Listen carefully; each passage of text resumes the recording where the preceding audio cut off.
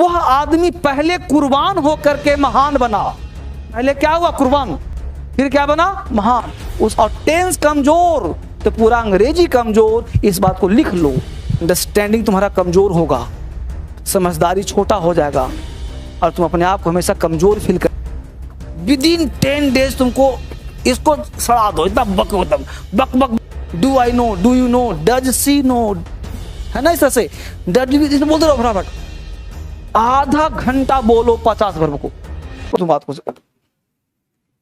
देखो, सबसे पहले पता क्या है, जिन बच्चों को अंग्रेजी नहीं आ रहा है वो थोड़ा सा मेहनत करिए। अभी देखो क्लास है, अगर 10 दिन तुम मेरे साथ दिया ना, 10 दिन, तो 11वें दिन तुमको कहूंगा छोड़ दो पढ़ना, तुमको अंग्रेजी आ गया मात्र 10 दिन में। ये 10 दिन तुम इतना मेहनत करो ना, इतना मेहनत करो कि इंग्लिश पे कमांड हो जाए।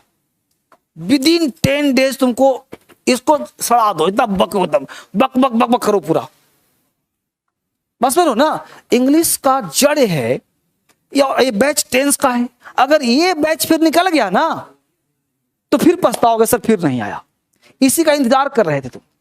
इसलिए सारे बच्चे से मैं आग्रह कर रहा हूं कि आप कम से कम 4 घंटा 5 सब 10 दिन के लिए दुनिया छोड़ दो और 10 दिन के लिए सीधा डीएस में समाहित हो जाओ और कितना आता छोड़ो, बस जो कहता हूं वो करते जाओ।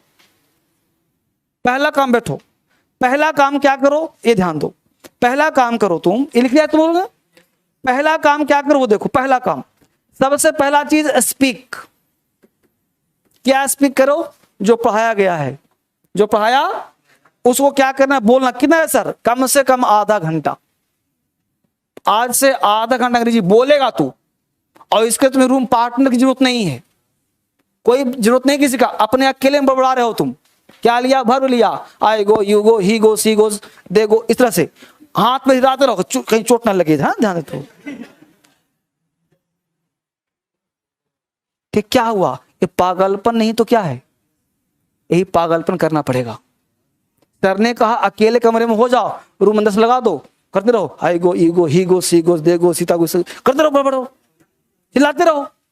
500 भर ले लो, डांस करते रहो, हाथ भी ठीक रहेगा तुम्हारा। आधा घंटा बोलो 50 वर्ब को, वो अपने आप जो फिट हो जाएगा। पहला काम क्या करना है? बोलना है। और हम आई गो कर रहे हैं, तुम माई मदर लो, नो भी ले लो, हाउ टू भी ले लो, वांट भी ले लो, पॉजिटिव ले लो, नेगेटिव ले लो, इंट्रोवर्टिव ले लो।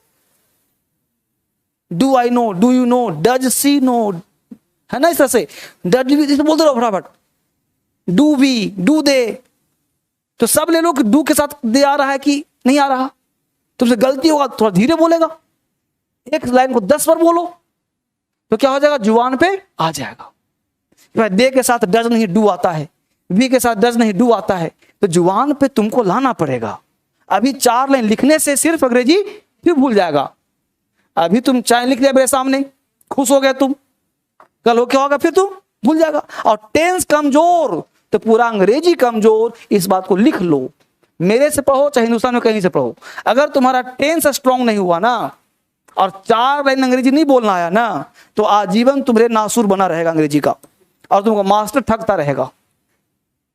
क्या बात है?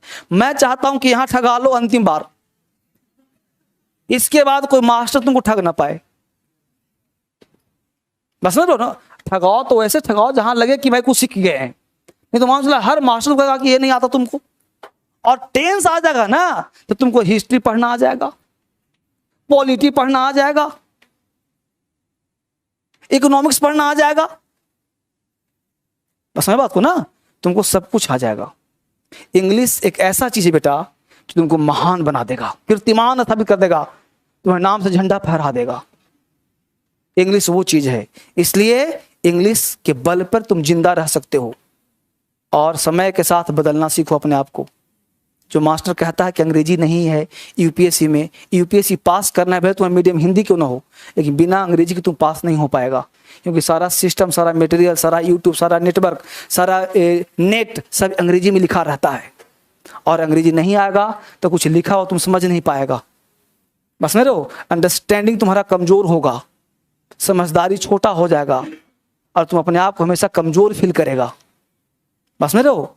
इसलिए इंग्लिश के बल पर तुम आजीवन ऐश मौज कर सकते हो, नौकरी तुम्हारे कदम तले होगा, हर चीज पढ़ोगे समझ में आ जाएगा। इसलिए इंग्लिश जरूर पढ़ो, कंपलसरी तुम्हारे लिए है। सब कुछ भुला करके अंग्रेजी पे जान लगा दो। और 10 दिन पढ़ना है मत, जब तक टेंस चल रहा ना है तब तक खूब समय दो, 10 घंटा समय दो अंग्रेजी में, 10 घंटा। क्या हमें लिखा है आधा घंटा, तो ना मैं पढ़ूंगा 2 घंटा। हमने वो कैब कहा तुम 1 पेज याद करो, तुम मैं 4 रट लूंगा। मतलब ऐसा अपने अंदर रखो कि हमको जल्दी सिखा दिए सर। तो वो बेचैनी अपने अंदर लाओ और सीखने का प्रयास करो। ये मत कहो सर नहीं आता है, मतलब ये मत कहो सर नहीं आता है, एक कहो सर कर लूंगा, बस आज समय दीजिए सर, आज कल आपको तूफान दिखाता हूं सर। समझ लो ना। तो कल से नहीं सुनना चाहता कि नहीं समझ में आ रहा, क्योंकि मैं समझा ही नहीं रहा कुछ। एक मूर्तिकार को दिया गया कि भाई मूर्ति बना करके लाइए, राइट। मूर्तिकार गया पहाड़ी इलाका में, 2 पत्थर देखा बड़ा सुंदर सुंदर, उसने मूर्ति उठाया और उस पर जो है सोचा कि इस पर मूर्ति बनाता हूं, अच्छी कीमत मिल जाएंगे। तो उसने क्या हुआ कि पत्थर लिया, मूर्ति बनाना शुरू कर दिया। पत्थर ने कहा कि मेरे बस की बात, मुझे छोड़ दो, मुझे बड़ा दर्द हो रहा है, किसी और पत्थर को बना लो, मेरे को छोड़ दो। मूर्तिकार छोड़ दिया, भाई तेरे को दर्द हो रहा है, तू कष्ट नहीं झेल सकता, कोई बात, हटाओ हटो। दूसरा पत्थर पड़ा था, उसको उठाया, दूसरे को उठाया, जरूरत है बाहर जाओ, दूसरे को उठाया, उसको छीनी थोड़ा सा तोड़ना शुरू किया। उस मूर्तिकार को पता था कहां पत्थर तेज मारना है, कहां थोड़ा कम मारना है, कहां स्लो मारना है, कहां तेज मारना, कहां क्या करना है। उसे बनाना क्या था, मूर्ति। तो दूसरे को खूब तोड़ा गया, रोड़ा गया, पूरा तोड़ा गया। पूछा कि दर्द हो रहा है, बोला कि नहीं, मुझे तोड़ो, मुझे फोड़ो, लेकिन मुझे एक रूप दे दो, क्योंकि मैं अनगढ़ पत्थर हूं, मुझे एक रूप चाहिए, मैं निखरना चाहता हूं। मूर्तिकार ने उसको पूरा यातनाएं दी, पूरा तोड़ा और एक सुंदर सा भगवान की मूर्ति बना दिया। जब वो सेठ लेने आया मूर्ति को, तो बोला कि भाई ये मूर्ति हमको बड़ा अच्छा बनाया तूने, और भगवान की मूर्ति है तो मंदिर चमक उठेगा। तभी वो मूर्ति लेकर जा रहा था तो एक पत्थर पड़ा था, बोला कि एक आप इस पत्थर को भी दे दो। बोला इसका क्या करोगे? बोला कि जब मूर्ति होगा तो पत्थर पर नारियल फोड़ने के लिए भी चाहिए पत्थर। अब वो पत्थर जो बेचारा पहले से दर्द में था, उसको उठा लिया और उसको पूजा के स्थान पर लगा दिया और नीचे उसको रख दिया। अब वह आदमी पहले कुर्बान होकर के महान बना। पहले क्या हुआ? कुर्बान।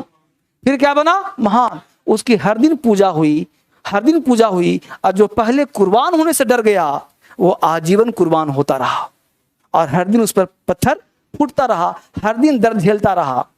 अब दोनों मुस्कुराया आपस में, पत्थर जो पूजा हो रहा था मुस्कुराया, अरे दर्द तो तुम हंस क्यों रहा है? बोला अगर तू पहले दर्द सह लेता तो आज ये दर्द तुझे सहना नहीं पड़ता। वही तुम लोगों की उम्र है, अगर आज दर्द सह लोगे ना तो आजीवन तुम्हारी पूजा होगी, और अगर आज तुम आराम करोगे ना तो आजीवन तुम्हारी दुर्दशा होगी। याद रखो कि आज कुर्बान होकर महान बनना चाहते हो या आज महान बन के बाद में कुर्बान होना चाहते हो। मुद्दा ये है, बस मैं बात को, हाँ तो मेरी बात को याद रखना, ठीक है? चलो।